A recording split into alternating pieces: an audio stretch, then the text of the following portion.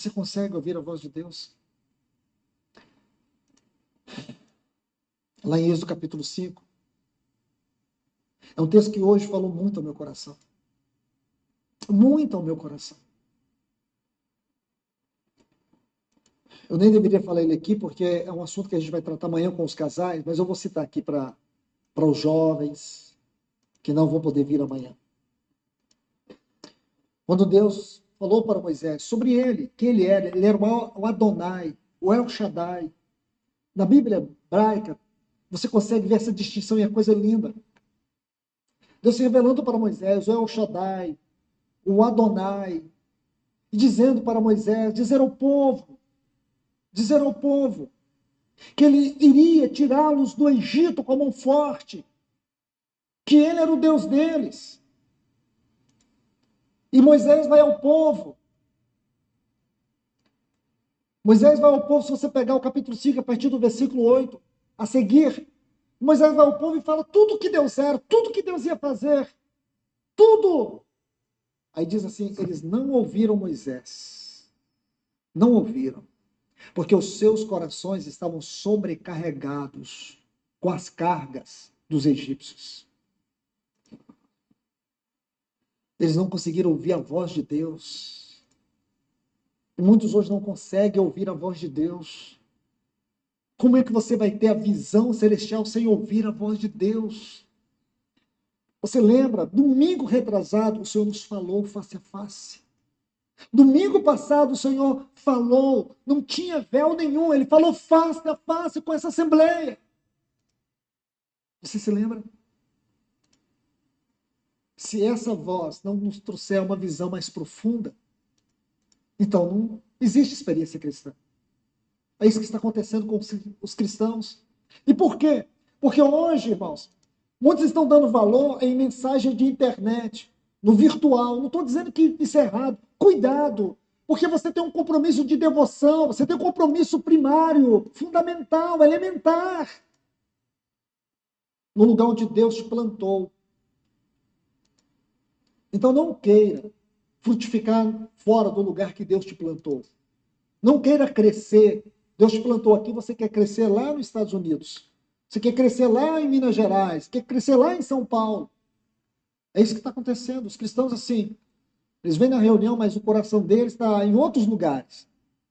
Escute o que Deus está falando aqui, porque Ele está falando para um povo, uma comunidade que Ele reuniu debaixo do seu nome, onde Cristo é o cabeça, e aqui nós somos pastoreados, que nós somos guardados, alimentados, corrigidos.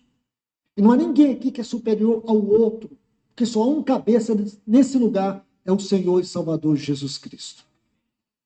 Então vamos lá, meus irmãos. Então não importa o quanto de morte teremos que enfrentar. O segredo é o quanto da vida de Cristo reside em nós. E essa experiência de ressurreição é a experiência de Cristo. E essa experiência de Cristo nos leva a uma experiência de viver Cristo, que é o outro lado. Meus irmãos, como eu disse, o assunto hipocrisia religiosa é um assunto que corrói meu coração. Eu sei que é uma potestade satânica, maligna, que se disfarça como anjo de luz para enganar os cristãos e achar que a vida cristã é isso mesmo. Conviver numa geração de cristãos que pouco importa o que Deus está falando, que não valorizam a leitura da Bíblia devocional, que não se importa com a oração congregacional e nem a oração pessoal. É uns 2, 3 minutinhos ali antes de dormir ou se acordem, nada mais. E se Deus quiser, é o que eu tenho para oferecer. Isso não é vida cristã. Isso é o refúgio. Isso é o lixo do lixo. Não é vida cristã. Se você quer vencer nessa geração, que é a pior geração, 2 Timóteo capítulo 3 diz que esses últimos dias serão de tempos difíceis. Tempos difíceis. Será que você não está enxergando? Deus sacudindo a terra. Há pouco tempo, Deus colocou todo este planeta de joelho com a pandemia. Você vê o que está acontecendo no Rio Grande do Sul? O estado inteiro está sendo devastado. Mas não é comigo, não é aqui em Goiânia. Aqui está tudo bem, está calorento, mas está bom. A noite é fria, de manhã, temperatura agradável. Quem se importa? Quem se importa se o Putin está destruindo a Ucrânia? Quem se importa? Se tem 830 milhões de crianças passando fome no mundo, quem se importa? Ninguém importa, irmãos. As estatísticas são terríveis, assustam. E eu te pergunto, isso é apenas um lado catastrófico. E o lado onde o anticristo está com as suas garras, com o poder sedutor do mundo, colocando carga sobre as pessoas, roubando o seu tempo, roubando o seu vigor, roubando a sua disposição, produzindo cansaço, desânimo, frustração. E tem aqueles que estão aí vivendo como se Cristo nunca fosse voltar, como as virgens nécias. Não se importa com a sua espiritualidade. Uma vida muito boa, farta, agradável, boa casa, boa vida, boas possibilidades, oportunidades, tudo do bom e do melhor. Preocupar com o quê? Para quê? Por quê? Nunca. Mas você pode ter certeza, goste você ou não, queira você ou não, ele vai voltar para uma igreja gloriosa. Ele vai voltar. Pode ser que alguns não estão esperando, mas eu quero te dar uma notícia. Eu gostaria que isso trabalhasse no seu coração. Existe sim milhares e milhares de homens e mulheres que estão esperando o Senhor. Existe uma geração de jovens que estão esperando o Senhor. Escute isso e ele vai voltar para esses. Então veja, vamos aqui abrir as nossas Bíblias em Lucas capítulo 18. Eu vou falar um pouco sobre essa hipocrisia religiosa, que é uma arma maligna para impedir que você seja um cristão, que tem uma visão enaltecida de Cristo, dessa experiência de Cristo e dessa experiência de viver Cristo. Nós lemos esses textos há pouco tempo, mas vamos dar ênfase agora no outro lado que não foi abordado. Lucas capítulo 18, versículos 10 a 12, diz assim: 2 homens subiram ao templo com o propósito de orar. Um era fariseu, como Paulo. Paulo era fariseu. E o outro era um judeu que trabalhava para o Império Romano, era um publicano. O fariseu, posto em pé, orava de si para si. Por quê? Isso é espiritualismo, irmãos. Desta forma, ó Deus, graças te dou, porque não sou como os demais homens, roubadores, injustos, adúlteros, nem ainda como este publicano. Porque se tem uma coisa que a religião gosta é de comparações. O religioso sempre está se comparando com o outro, se julgando melhor do que o outro.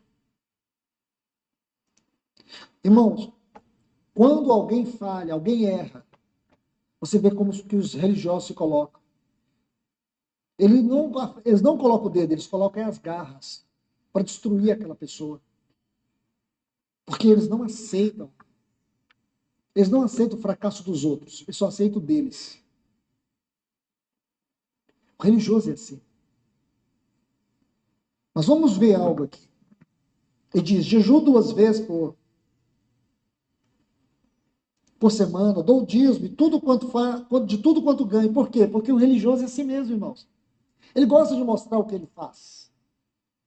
Como ele não tem experiência profunda com Deus, como ele não tem realidade espiritual, então ele coloca a obsessão religiosa como a sua vitrine, como a sua fachada.